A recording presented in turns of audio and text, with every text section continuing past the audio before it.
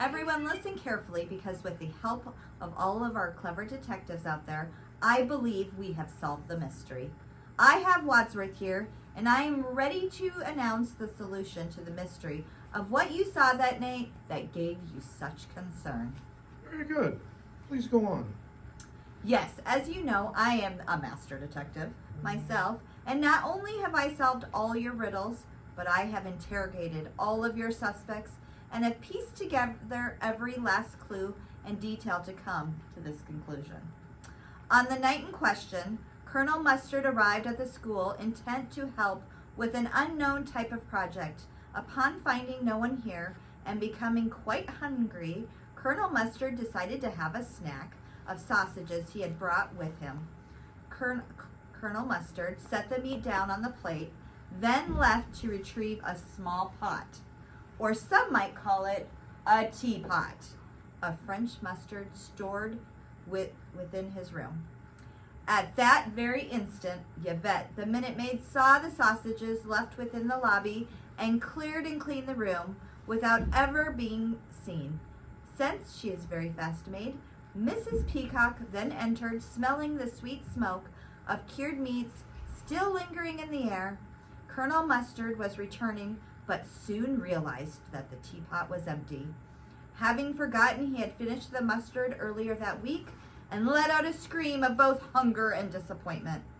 Mrs. Peacock fled, and Colonel Mustard threw the teapot in frustration, ran down the hall, and left the parking lot looking quite annoyed.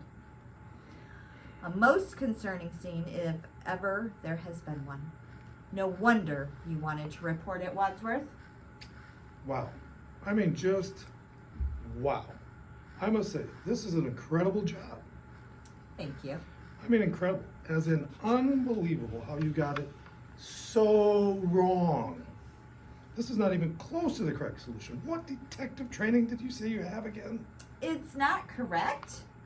I thought I had it all down. Where could I have gone wrong? If that's not the solution, then I'm afraid I must insist you tell us right now. No more of these puzzles or clues. All right, fine. It's all become exhausting anyway, and I suppose more of a guidelines anyway. I will tell you. Yes, please go ahead. Well, here's the real solution. On the night in question, I began to buttle a bit earlier than normal. I do this sometimes, and I call it a bitty buttle. A bitty buttle? Yes, a bitty buttle. Anyhow. As I looked in the office, I noticed Professor Plum standing over a cauldron laughing. Oh, what a surprise I have for the school. Yes, they're all going to get it now, all of them. I said, well, I couldn't believe what I was saying. After all, Professor Plum is plumb delightful. But I wasn't the only witness. At that moment, I saw Mrs. White enter, take one look at the scene, let out an ear-piercing scream, and took off and ran down the hallway. Well, I had seen enough and ended my bitty buttle right then. I decided to return the next day and alert you, fulfilling my duty as the butler to protect and serve the school. Unbelievable, Wadsworth. Professor Plum standing over a cauldron and saying the whole school is in for it? That story is amazing and unnerving.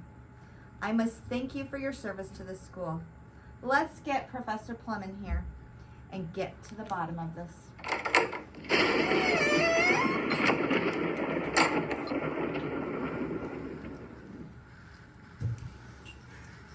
Professor Plum? Yes, you called?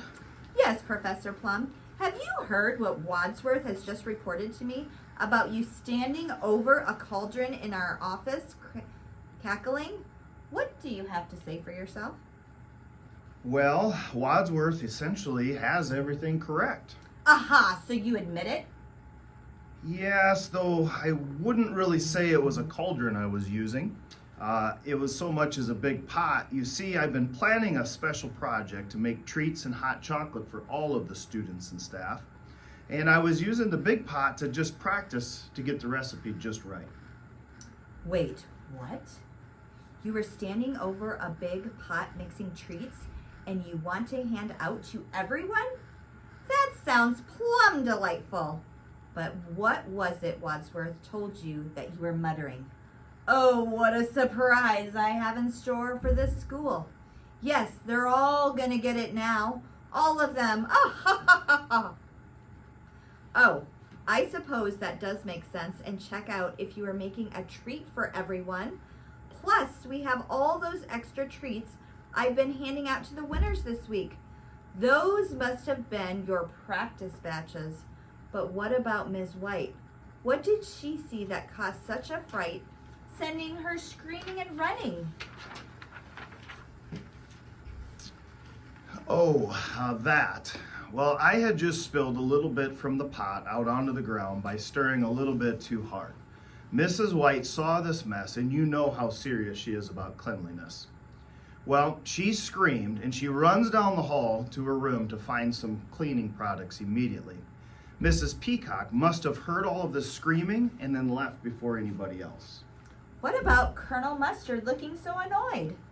Oh, I believe that was probably from me setting a plate of these sample treats on his desk. I had no idea he was cutting back on sugar, and I'm pretty sure the gesture made him just leave right away, feeling and looking annoyed.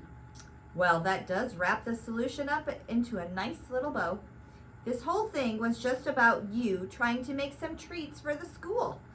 And you know who was very close to knowing the solution? To be determined. I want to thank everyone for their who helped out this week. I hope you have fun and enjoyed our little shows. I know I had a lot of fun. It's great to be able to share our school with all of you. Thank you everyone for listening, and have a great break.